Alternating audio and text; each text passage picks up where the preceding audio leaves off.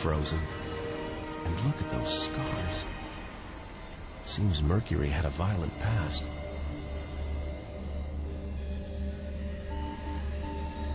The Messenger space probe. It's telling us something strange. For its size, this little planet has a powerful gravitational pull. Must be heavier than it looks. It's like a huge ball of iron covered with a thin veneer of rock. The core of what was once a much larger planet. So where's the rest of it?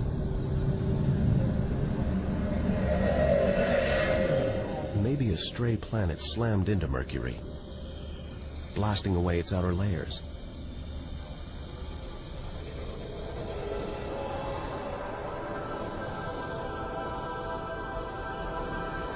Everything is telling us to turn back.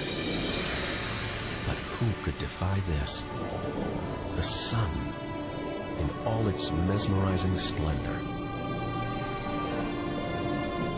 Our light, our lives.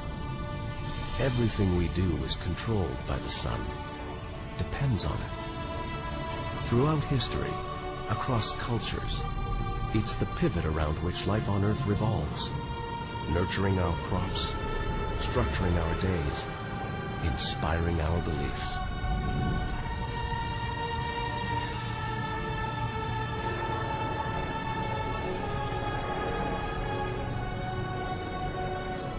$150 million kilometers from home, a 20-year journey by plane.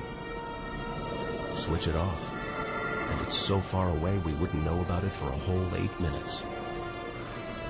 It's so big, you could fit 1 million Earths inside it. So heavy, its gravity controls the entire solar system.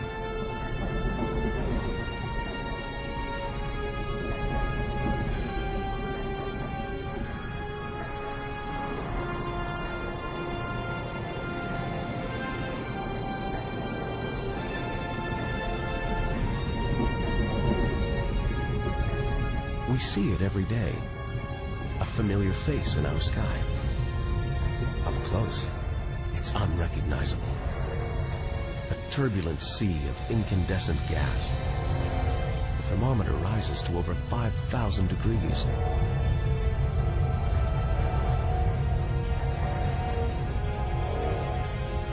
Down in the core, it's got to be tens of millions of degrees.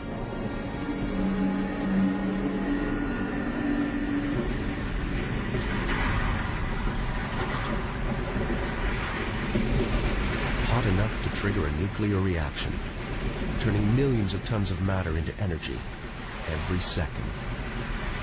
More than all the energy ever made by mankind. Back home, we see this energy as light, feel it as heat.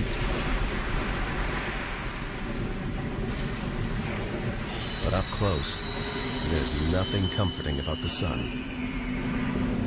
It's so full of electrical and magnetic activity.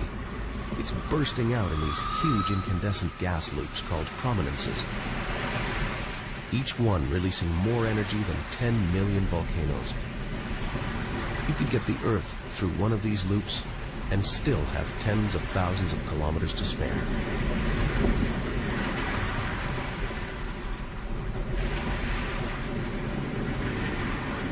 And where they burst through, it's exposing the cooler layers below, making sunspots.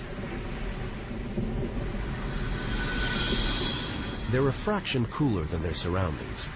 It's why they look black, but they're still hotter than anything on Earth. And they're massive, too. Some of these are at least 50,000 kilometers across. And nearby, a solar flare. A superheated stream of electrified gas blasting deadly radiation out into space. But one day, all this will stop. The sun's fuel will be spent. It will die. And so will life on Earth.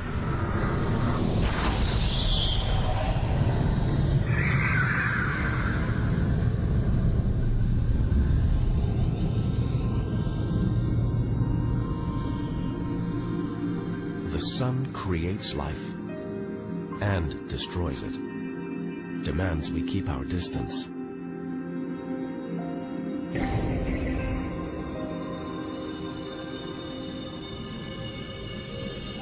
This comet's strayed too close. It's being boiled away by the sun's heat, creating a tail that stretches for millions of kilometers.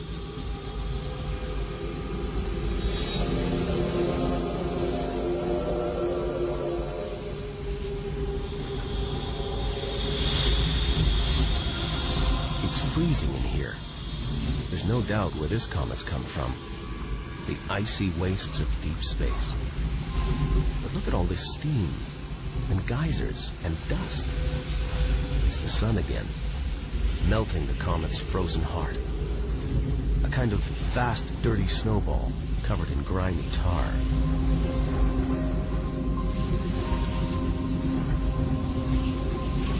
Tiny grains of what look like organic material, preserved on ice since who knows when. Maybe even the beginning of the solar system.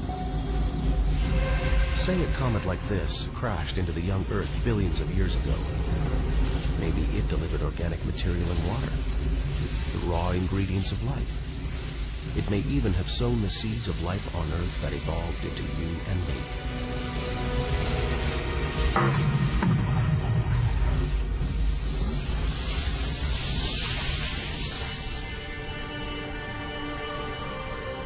But say it crashed into the Earth now.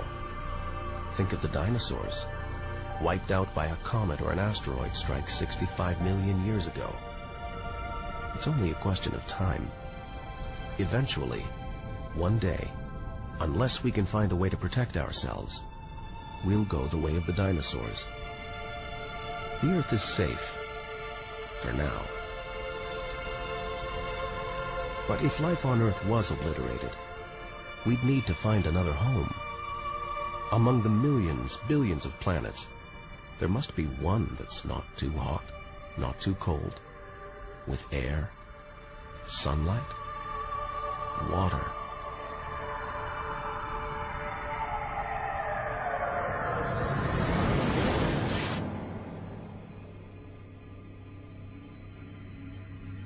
The red planet, unmistakably Mars. For centuries, we've looked to Mars for company, for signs of life.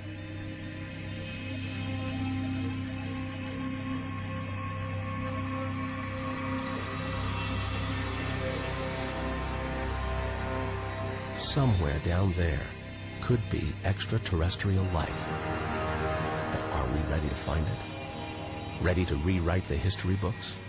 To tear up the science books? To turn our world upside down?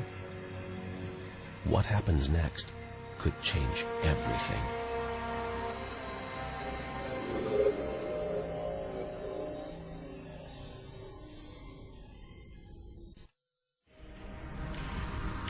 More than any other planet, Mars captures our imagination. Think of sci-fi films, comics. What follows? Martians. It's all just fiction, right? But what if there really is something here? If there is, it's living on a dead planet. The processes that make the Earth habitable shut down hundreds of millions of years ago here. Red and dead. Mars is a giant fossil.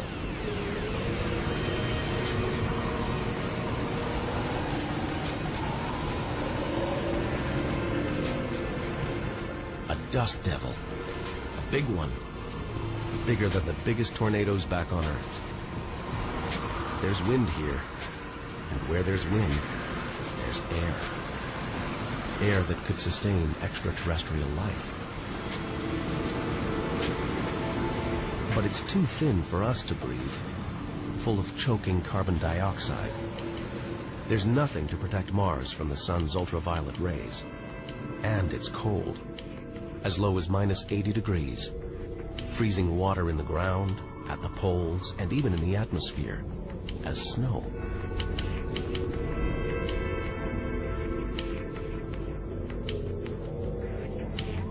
It's hard to believe anything could live here. But back on Earth, there are creatures that survive in extreme cold, heat, even in the deepest, darkest ocean trenches.